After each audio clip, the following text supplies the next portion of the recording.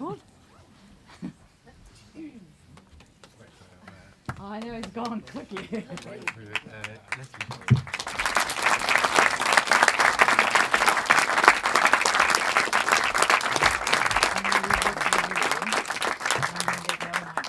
And go over to the audience.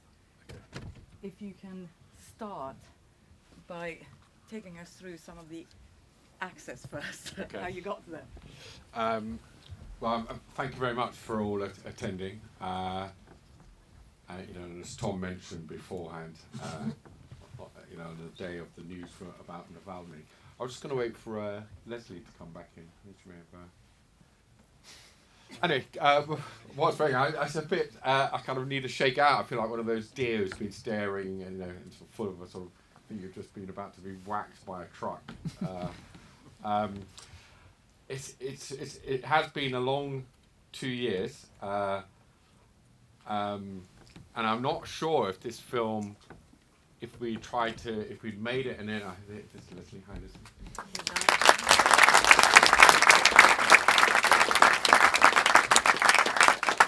Thank you for coming. And I think before we get into that, I owe a great debt of honour to Tom Giles and Leslie Knott, because this was a really tough film to try and make. There was an enormous amount of pushback, and I'm sure you all have questions.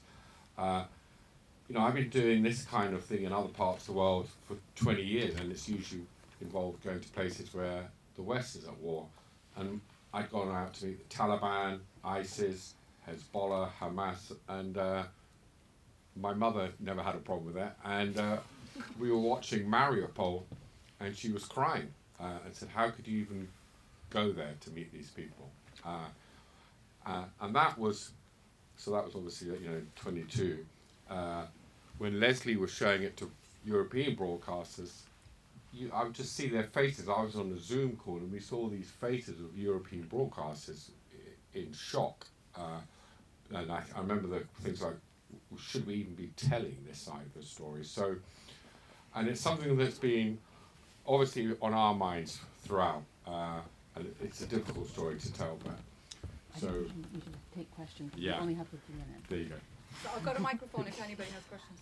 I can contribute. Nobody. No, we got James. Here you go, Tom, you can ask them. That's all right, don't worry, thank you.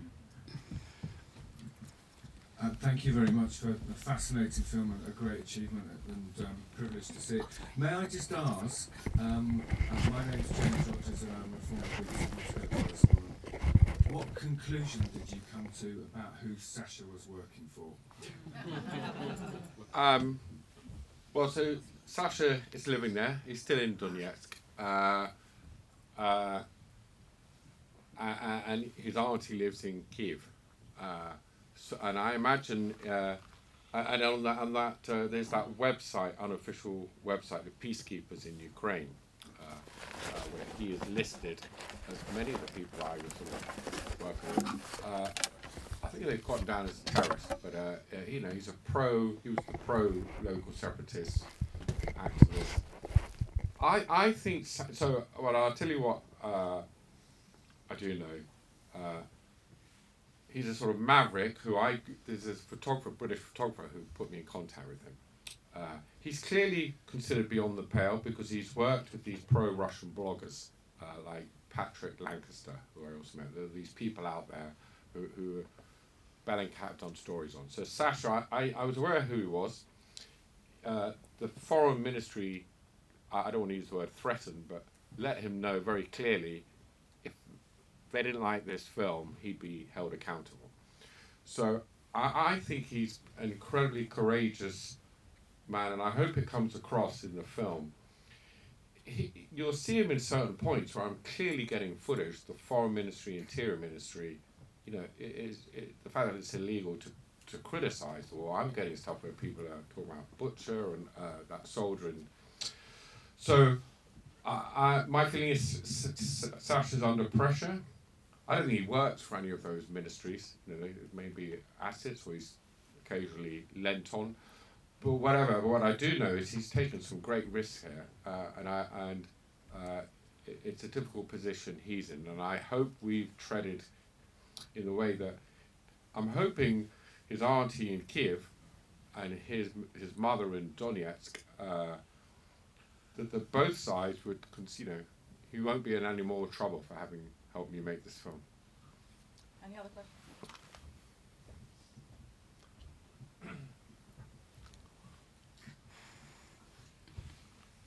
Hi, Willie Sterling from the Treasure Women Project. I read an article recently saying, talking to Ukrainian frontline soldiers, and they were saying this is a middle-aged men's war because a lot of young people don't want to join up. Looking at your film, there seem to be quite a few middle-aged or approaching middle-aged men and very few young men, except for in two places. Is that the case, or was it just that you happen to be speaking to people who are that age? You saw there in the Daksha with the local fighters. I think more in the case of the local Donetsk, so-called, they used to be the Donetsk People's Republic. They don't allow. I think they used to have until recently. I think it had to be 20, but they did have a mixture. When I was in Svatova, there was a lot of young soldiers around, but yeah, they seem to have older soldiers in the normal, non-rank officer ranks than say the British, the American Army. Here's another question. Hi, I'm Charlotte Eager. Hey, Charlotte. I used to live in Ukraine about 30-something years ago and covered its sort of first forays into independence. So it was all a bit familiar. I mean, a lovely way. A marvellous film. Okay, so I just wondered, do you know what happened to any of the people that you interviewed in that film? Yeah, and first of all, it's very nice for me to see it. I spent over a period of our visits, we did 3. I felt very close to all my friends. I was reading all my friends' reports, watching TV. I saw Lisa Set when the Royals were coming in, and at one point I got a call. I forgot to cut off all my contacts. I got a call from Bruno, this guy from ABC News, and he was, "Hey, Sean, I'm in Kherson. I hear you're in Ukraine. I was with these guys in Svatov." I was like throwing the phone away. So it's nice to see, and I was very aware. I felt like you were my conscience to keep me on side, not to, because I think we're all very sympathetic as journalists, and we started doing what we do with human empathy, and so I liked a lot of the people. To answer your question. The attrition rate. So those young kids in Kremenna Woods, 3 from that unit were killed. One of the guys in my tent lost his hand in Avdiivka, I can never say that. And I was constantly aware when I'm with them, and they were all young, like 20, 21. You're looking at faces they've all their friends. I thought one of the nicest interviews was that encounter with that 19-year-old in Svatov when I said he lost a lot of friends. And he was aware there were a lot of guys looking at him. They get into trouble for speaking. And you could see in his face how many friends he'd lost. So I was constantly aware, and I am tracking. The unit you saw at the end, that was the Avdiivka in Sherwood Forest. They then went straight to Bakhmut and showed me their combat. They got their body cam footage. And so the units I was with have had very high attrition rates, but I don't know the individuals. But yeah, it's high. Yeah, Sean, hi, Richard Pendry, hi. Hello, Richard.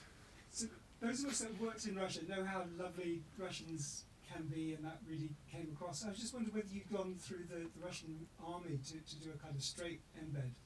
No, I mean, so there are lots of questions come up when we were trying to pitch the film, access.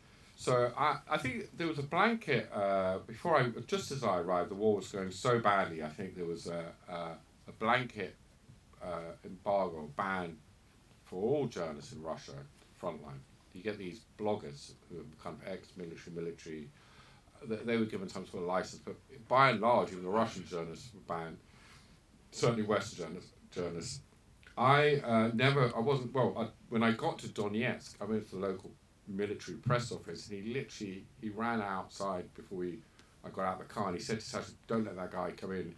He'd had so many calls from Moscow, 70 calls, like, who the heck's this fucking guy and what's he doing? So he said, it's just too toxic, I don't want to meet him. So we never got any official embeds. The only time I tried, I got detained overnight in a hotel, politely detained. And in fact, I was asked to leave the country, and so on the way back from Le Havre going to the border, we stopped off at that medics village to do Sherwood Forest, and I had 1 day left on the visa, and I was like trying to wrap up the war quickly, just trying to make a film and get out, but anyway. So we never had official embeds. Sasha was setting them up, and we'd just meet people. Hi, Sean. Abel Tahir from Mail on Sunday newspaper. Can I just ask you a very basic question? Why did you feel the need to make a film about the other side when most of us agree that the other side might be on the wrong side of history? And secondly, you did an interview with someone who might have participated in the Butcher massacre, and he came across quite sympathetic. So how do you feel about that, and the impact that it might have once it's broadcast? Yeah. I'm not sure how sympathetic that guy. He was wearing a mask, but I mean, I take your point. Well, again, this is something we were dealing with almost on a daily basis, and I couldn't call back, talk to Leslie, and say, what do you think of this? But the initial impulse, and I'll say it was an impulse, I was watching TV, I was away, I was actually with my mother, so for the first 4 months, watching the saturated news coverage from, and you know, I all my colleagues, I know a lot of the people who work in the media as foreign correspondents and camera people, and so I'm watching it, and it was after about 6 to 8 months, I hadn't really seen that much from this side. I hadn't seen, I'll say the line, it's not a fact line, I'm sure there have been, but I hadn't seen really many, if any, interviews with Russian soldiers serving. I'd seen people leaving Russia and those against imperialism. So that was the initial impulse. I think it's really right to ask these questions, to shine a light on whether we've done it rightly, or I take responsibility. It's been I kind of feel it's not going to a place and filming.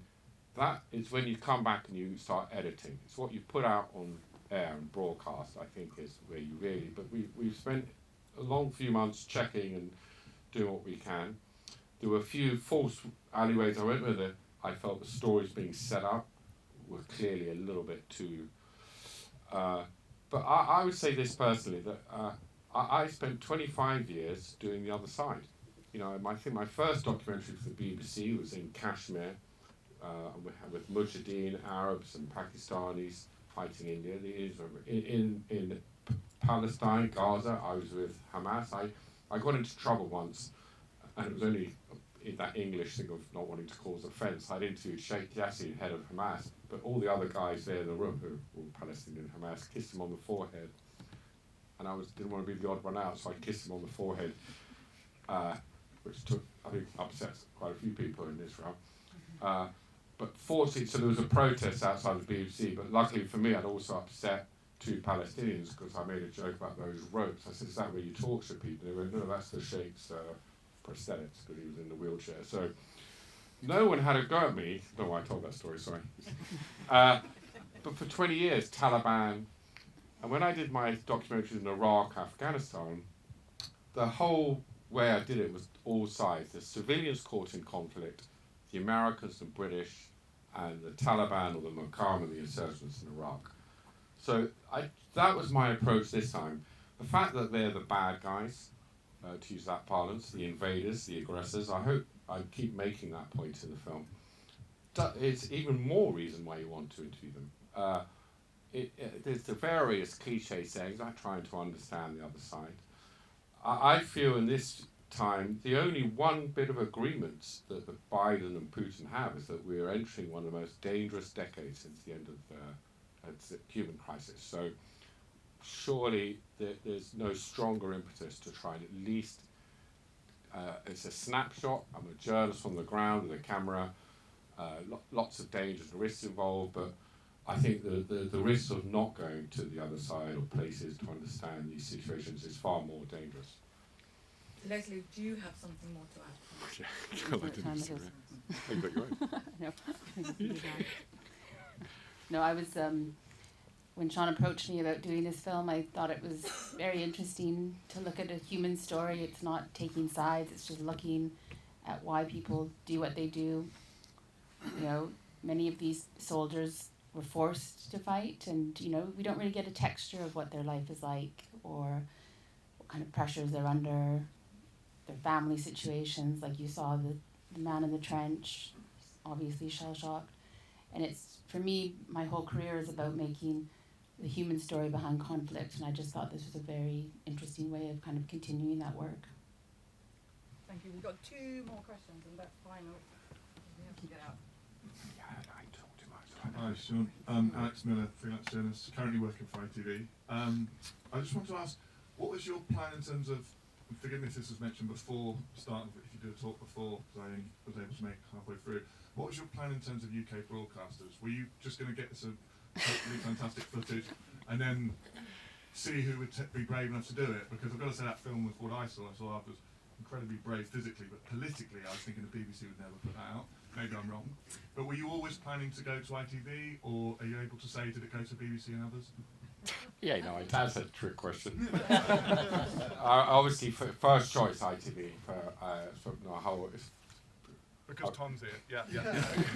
No, well, in all No one seriousness, it's a difficult question to answer this because, so as a freelancer, I kind of send the email out to a few broadcasters. I have to say this. So, because you're worried that if you go to the BBC or Vice or ITV, you wait 6 months and come back. I'll just very quickly tell you, there was a lot of pushback, and I'll keep it short. Vice News commissioned it, loved it, but I shouldn't, well, I'm going to say it, but it's the only broadcaster I'll mention. They get a call from Vice News in New York saying, you're not doing that because we've got the war in Ukraine is too important a story. We've invested too much, we've got too many journalists in Ukraine, we're worried we'll lose access. That's something I'd heard a lot. The BBC weren't worried about that, but there are other reasons why it's difficult. But this is incredibly, so I'll say this, that a lot of broadcasters were aware in UK, America and Britain, were thinking about it, and there's perhaps too many risks involved and too many reasons why not. And I think it takes great courage. It was Tom Giles, a friend of mine, Ramita, a very documentary filmmaker, contacted Tom, who immediately got back, and then we had this German co-producer, and I think there's been huge pressure. If there's any pressure on me, I'm a kind of wacko. I haven't got a reputation to protect. It's taken real courage, I think. So, yeah, But I it think is starting to sell. Other people are now, yeah, now that it's made. yeah, I'm talking about before. There's an acceptance now, but I was pitching it to Tom, 22 after Marry Upon a Butcher coming out, and I think we talk about media organisations. It often takes a few individuals in those organisations to take something forward. So I'm very lucky. Do you mind if I say something? Yeah, no, of course. Yeah, probably the right person. Yeah. First of all, I'd say that as far as ITV is concerned, I've had absolutely no pressure in terms of whether we put this out or not. They've been completely behind it. And I'm just to answer your earlier question, I would say that fundamentally, when something is as big as important and is all-encompassing as this conflict, to the point where they're even talking about conscription and other things, I think it's absolutely sort of vital cornerstone of what this war is supposed to be about, which is freedom of the press, freedom of speech, that you can go out and try and understand and at least interrogate the other side. It's just the fundamental cornerstone. I never really thought, we shouldn't do that. Obviously, I was conscious of the fact that there would be pitfalls, and we wanted to make sure that it was put into context, and I think that we've done that, as far as we can, and we have challenged people, and you have heard things that you've probably never seen, I don't think anyone's seen, which is people from within the Russian army debating openly, on Russian television in fact, though they didn't broadcast it, that they shouldn't even be there. What on earth are we doing here? I don't think that's been shown anywhere, anything like that, at any point in the 2 years that this war has been going on. So I think, I'm not saying that alone justifies it, but those sort of insights you're not going to get unless you actually have someone like Sean who's willing to have the sheer guts, basically, you know, raw courage in that respect, but also in terms of his own safety. Coming back to the Butcher point, you know, we live in a world where other Western journalists have been arrested, are still detained. The correspondent from Wall Street Journal, I don't know how many days he's been in prison. You know, it's difficult for someone like Sean to sort of stand there with a bunch of people who we said it's the dark side of this war. They're the dark side. They're Wagner. We know what that means. Clearly, he was trying to say it was all a lie. We made it very clear it wasn't all a lie. But it's fair enough for Sean to sort of stand there and think, if I go further, what's going to happen? I think we can all understand that. But the important point is, we got the film back here. We have complete freedom to do what we want in terms of editorially with it. There's never been any question about, you know, us not being able to say, call it as we feel it is, you know, in a reasonably balanced way, albeit knowing fully that, you know, the Russians are the aggressors and the Ukraine has been invaded, and in the end, that's wrong. Thank you.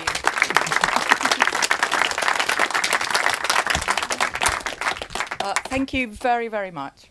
I think this is the time we have. We will have a few drinks upstairs at the bar in the far end corner if anybody has time to stay, but you don't have to. Thank you very much.